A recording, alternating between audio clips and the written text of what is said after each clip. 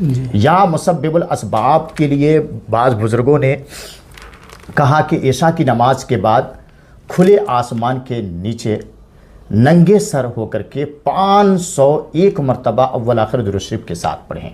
تو یہ غیر رمضان میں پڑھنے کا حکم ہے، لیکن اگر اس کو رمضان میں پڑھتے ہیں تو اس کا ڈبل فائدہ ہوگا.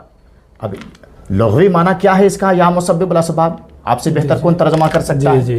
تو اب یہ بتائیں کہ یا مسبب الاسباب اللہ کی رحمت کو جوش میں لانے کے لیے اس سے بہتر کوئی کلام نہیں ہو سکتا ہے.